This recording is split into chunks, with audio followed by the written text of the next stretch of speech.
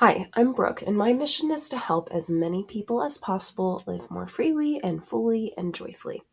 And we can't do that if we feel shame about who we are, because someone at some time labeled us as bad or simply unvalued. If you are so into personal growth that you are desperate to be in another place, in another body, in another time, you've already lost the heart of it. If you're doing these things like journaling and movement regulation, meditation, just so that you can change yourself, you're going to hit a wall with your progress because investing in yourself from a place of self rejection actually damages your relationship with you. So, coming from my own story, I grew up learning a lot of patterns from my environment.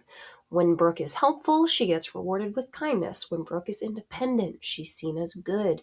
When Brooke is emotional or needy, then she's seen as a problem. But when Brooke takes up very little space, oh, people want to be around her. But if she takes up more space, then the people around her pull away. We soak up all these experiences and observations like a sponge. We internalize the feedback we get from the world around us, and it becomes a part of us. So I learned that good Brooke is helpful. She's independent. She needs very little. She's quiet. She's polite. And bad Brooke is unprepared. She is needy. She talks too much. She's chaotic and she's messy. But we don't realize in our child brain that bad qualities can also be good.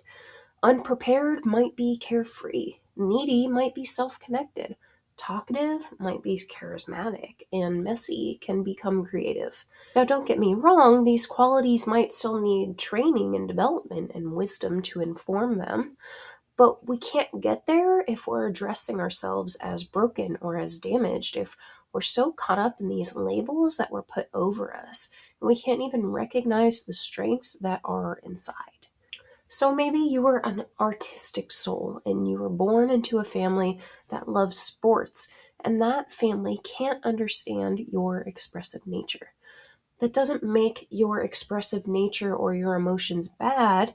It means you didn't have people around you who could receive it, reflect it back to you, and tell you that it's a good thing. Sometimes these things get lost on us. Like in the I'm too needy example, I eventually lost connection with what my needs were because I learned to hide them. In my child brain, if I wanted to be seen as good and loved, then I needed to need less. Here's what I see now. Those needs were never the problem. The label was the problem. When I reflect on my own story, I think about all of the experiences of feeling rejected or unimportant. The times when a project or a task was more important than what I needed or what I had to say.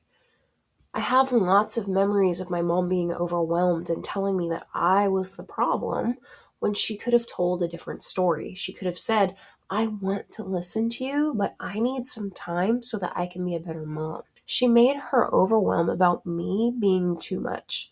Think about all the stories I told myself about how I needed to change so that I could be chosen. I needed to dress differently or talk quieter or take up less space, be less messy, be less needy, be more helpful. My little girl was always testing and watching, and what happens when I do this? And my brain made this connection. Okay, so talking too much makes me bad. Then guess what? I learn to reject myself for that behavior. It protects me from being rejected by the people around me. So then in the future, when I notice I'm talking too much, I'm going to clam up and I'm going to experience a feeling of shame like, "Oh, I shouldn't have done that. That was a bad girl move." Maybe that really wasn't a bad thing that I did. Maybe it was just trained into me based on how people responded to me. So this is what I want to get to today is the idea of gaining awareness that not all of our thoughts are true. The things we assume are bad or good might not actually be what we think. Brene Brown calls this critical awareness. It's the ability to question our own beliefs and especially norms from authorities around us.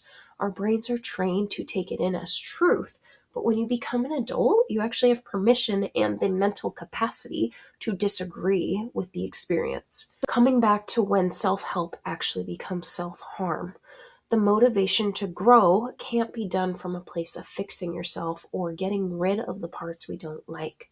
Integration comes from a place of worthiness and love, not from fixing the bad parts.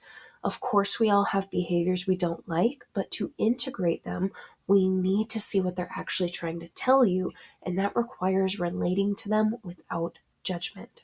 You don't need to change in order to be chosen. The parts you think are bad, they could actually be your greatest gifts just waiting to be understood.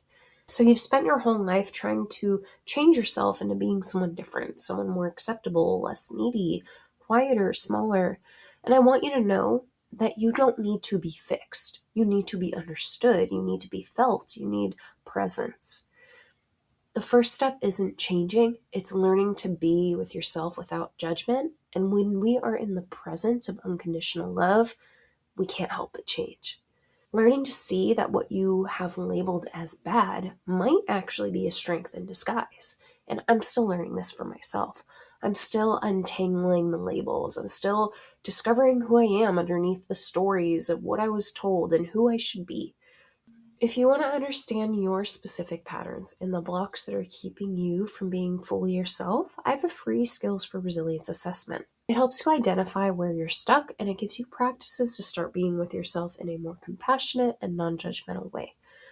The link is in the description. I'd love for you to take it, and let's keep learning together. Thank you for being here, and I will see you next week.